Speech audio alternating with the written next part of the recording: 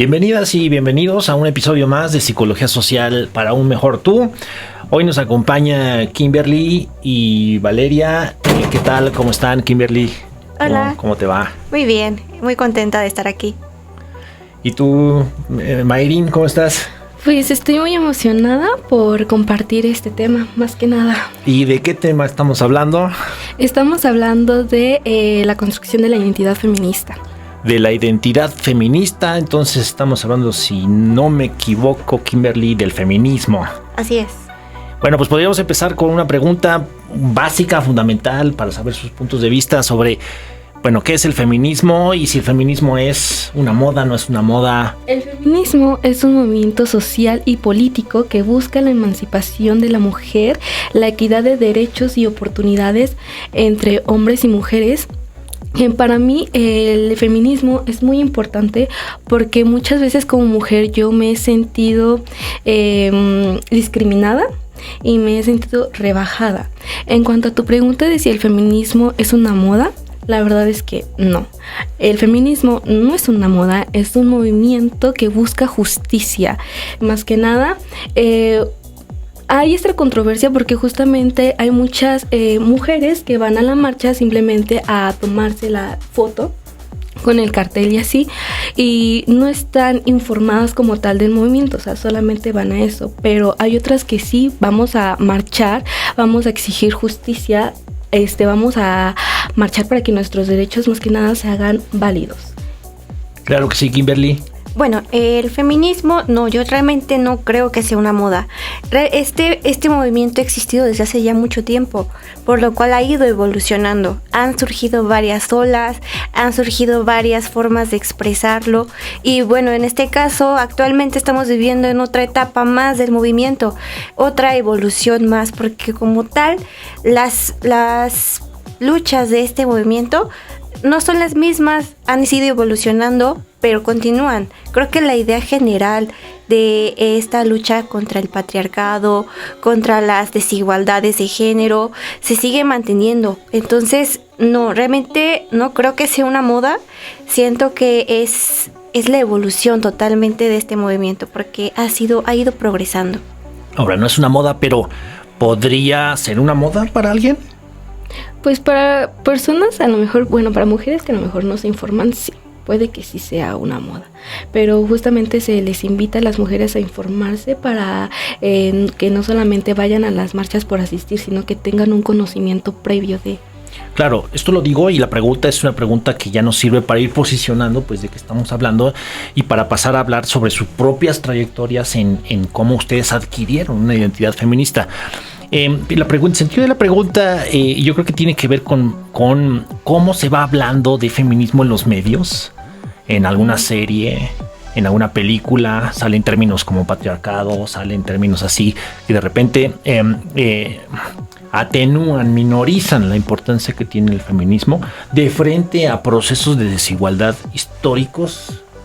Que se ha dicho que tenemos muchas cosas que hacer para poder llegar a una igualdad entre personas, y por eso la cuestión de la pregunta sobre la moda.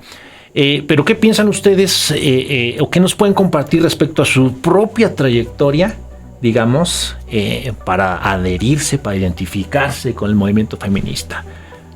Valeria Mayrin. En cuanto a mi propia trayectoria, yo les puedo decir que yo comencé a formar esta identidad desde que yo iba en la secundaria. Justamente porque hay una película que me encanta que se llama Todos los chicos de los que me enamoré, y la hermana menor tenía un collar que decía feminines. Entonces yo dije, ¿qué es esa palabra?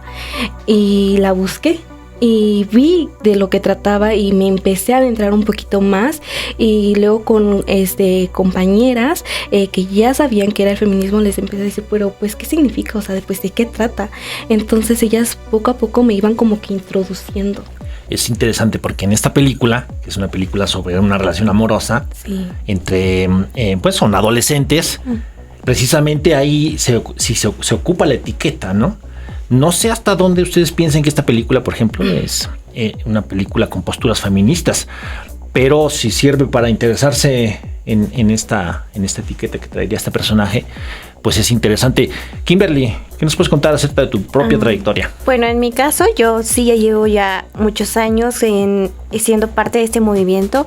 Hace ya varios años comencé igual, por curiosidad, ¿no? Comenzó a hacerse escuchar más, a hacerse notar más sobre que este movimiento, ¿no? O las marchas empezaron a viralizar más.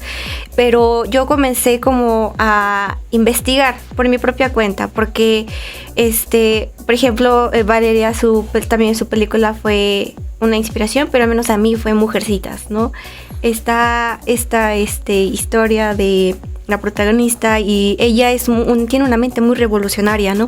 Entonces, a partir de ahí, como que por mi propia cuenta comencé a investigar y a informarme más, a crearme mi propia identidad, ¿no? Porque el feminismo es muy grande, entonces a partir de eso como que yo empecé a ver con qué me sentí identificada, qué cosas sí he vivido, qué cosas he notado, y pues así fue como comencé a introducirme en este movimiento.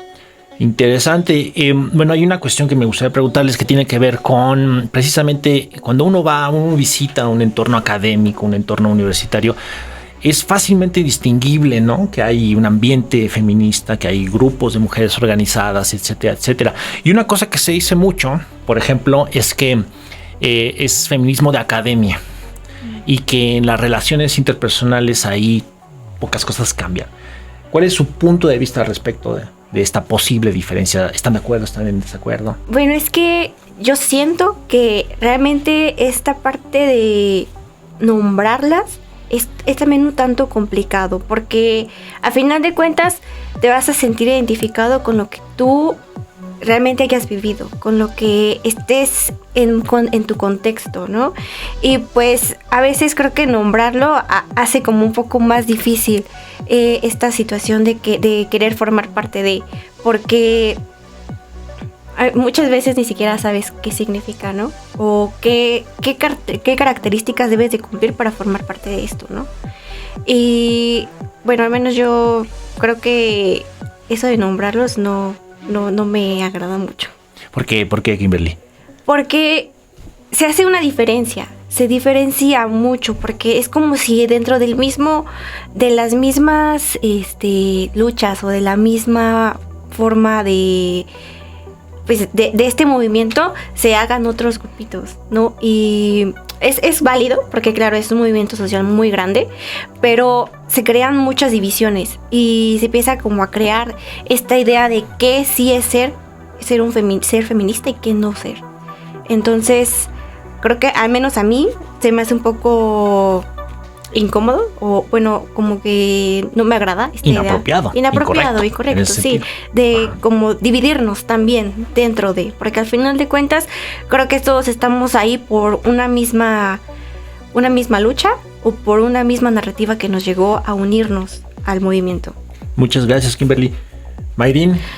Pues yo estoy totalmente de acuerdo con Kimberly. El nombrar el feminismo hace que muchas veces no... Es que bueno, dentro del feminismo hay muchas ramas. Está el feminismo negro, el feminismo trans. Entonces justamente al ver tantas ramas, una misma dice, ¿a dónde pertenezco yo?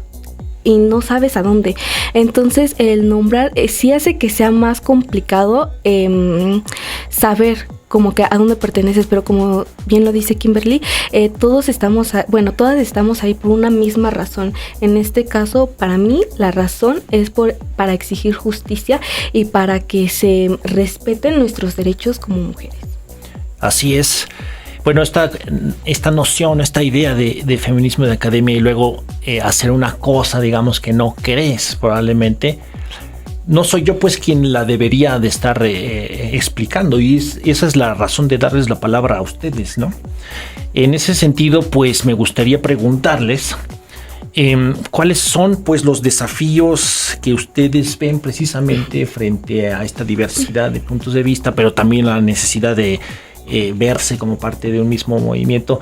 ¿Cuáles son para ustedes en este momento los principales desafíos que tiene el feminismo?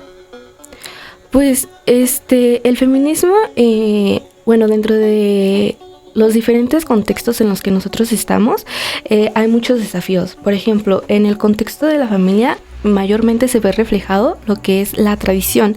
Entonces, y también las expectativas de género. Entonces eso hace que sea complicado romper con los roles ya preestablecidos, como por ejemplo que la mujer tiene que ser la que educa, que el hombre tiene que ser el que provee.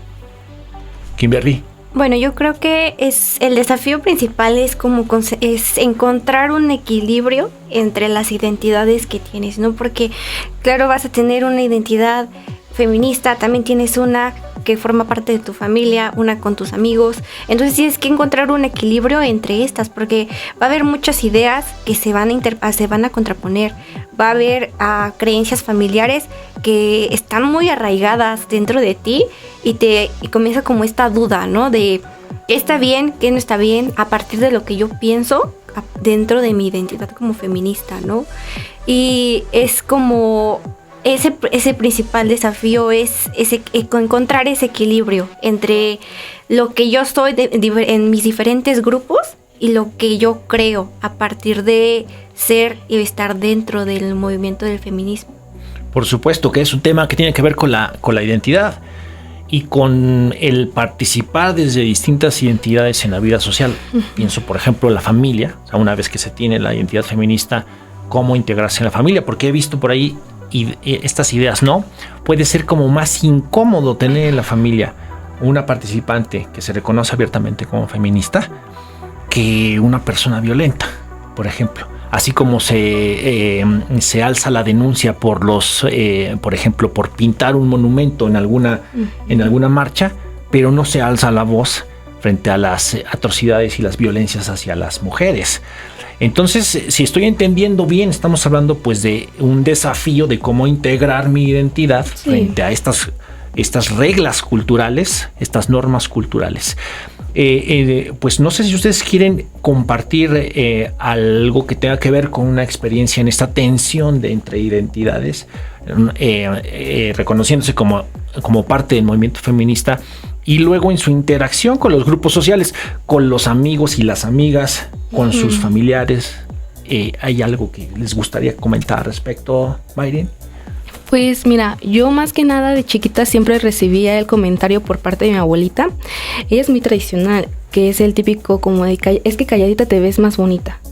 Entonces este comentario curiosamente siempre se lo hacía a las nietas, pero nunca se lo hacía a los nietos.